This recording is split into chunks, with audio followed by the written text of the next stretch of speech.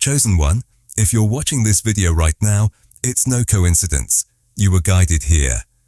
This second week of November carries profound spiritual significance that will directly impact your awakening journey.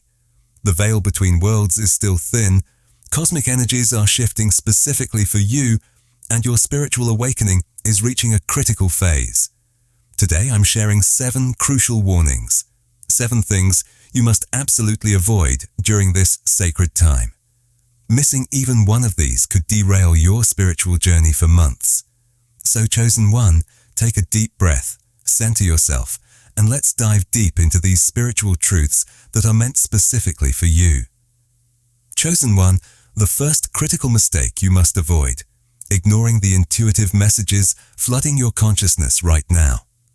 During this second week of November, you are receiving more spiritual downloads than usual. These come as sudden insights, repetitive thoughts, vivid dreams, or unexplainable knowing. But here's where you might be failing, dismissing these messages as random thoughts or overthinking. You are rationalizing away the very guidance the universe is sending you.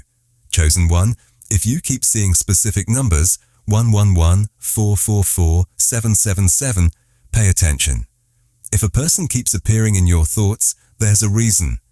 If you feel called to make a change, that's not anxiety. That's your higher self speaking. If you ignore your intuition during this period, you will find yourself repeating painful lessons. The universe speaks softly to you first. If you don't listen, the message will come back louder to you, and the lesson will come with more difficulty. Your assignment, Chosen One. Keep a spiritual journal this week. Write down every intuitive hit, every synchronicity, every dream fragment you experience. The pattern will reveal itself to you. Second critical warning. This week, you must create firm boundaries with energy vampires. These are people who drain your spiritual energy, the chronic complainers, the drama creators, the ones who only call you when they need something. During this spiritually charged week, your energy field is more porous, more receptive. This makes you vulnerable to psychic attacks and energy depletion. One conversation with an energy vampire can undo weeks of your spiritual work. You'll recognize them by how you feel after interactions: exhausted, anxious, depleted, or inexplicably sad. Chosen One, you often struggle with this because you are a natural empath and healer. You think you're helping, but you're actually being drained. This isn't about you being cold or unloving. It's about your spiritual preservation. You cannot pour from an empty cup. You cannot raise the vibration of others if your own vibration has been lowered. Chosen One, take these practical steps. Limit your phone calls. Don't respond to every text immediately. Visualize a protective golden shield around yourself before any interaction, and give yourself permission to say no without explanation. Warning number 3. Do not abandon your spiritual practices even when your life gets busy.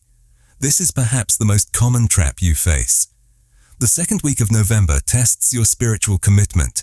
Your work gets demanding, your family needs arise, unexpected situations pop up in your life, and the first thing you let go is meditation, prayer, journaling, or whatever grounds you spiritually.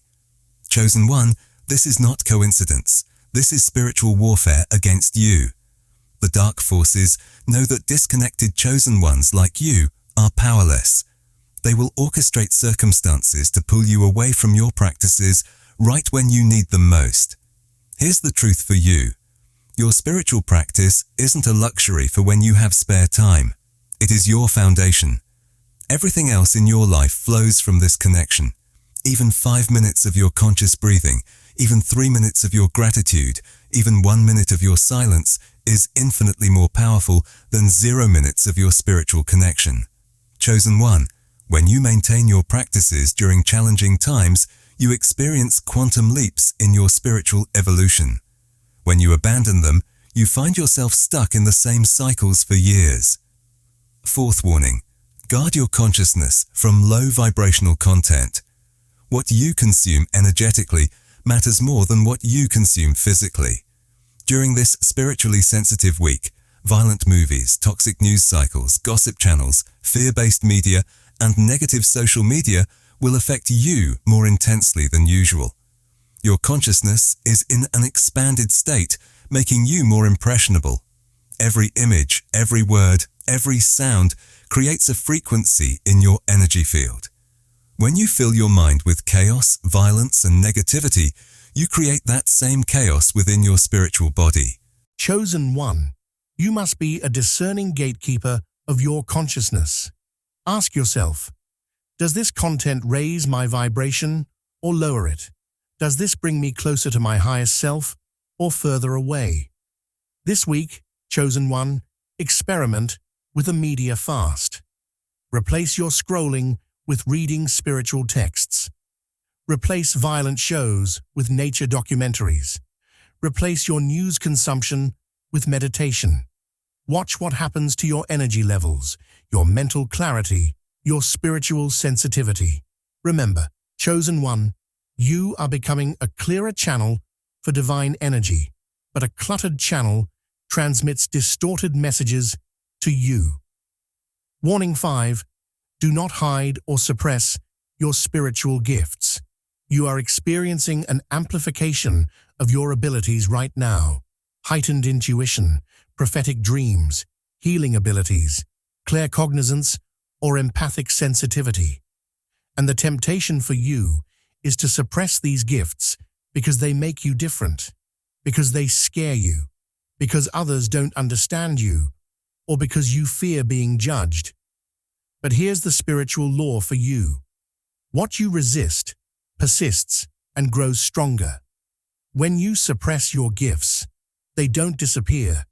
They create internal pressure in you, anxiety, physical symptoms, and spiritual blockages in your system. Your gifts are not random, Chosen one. They were given to you for a reason. The world needs what you have to offer. Your soul chose this path before you incarnated. By hiding your light, you're not just limiting yourself. You're depriving humanity of your unique contribution. This week is asking you directly, will you step fully into who you are? Will you stop apologizing for your sensitivity, your knowing, your difference? Chosen one, start small. Share one of your insights with someone who needs it. Use your healing energy on yourself first. Document your prophetic dreams. Practice your gifts in private, but do not suppress them. Chosen one, 6th warning. Do not carry unforgiveness into this critical period. When you hold grudges, resentment, or bitterness, you create massive energetic blockages in your spiritual body. The 2nd week of November is a portal for you to release old karmic debts. But if you're clutching on to unforgiveness, you cannot move through this portal. You remain energetically chained to your past.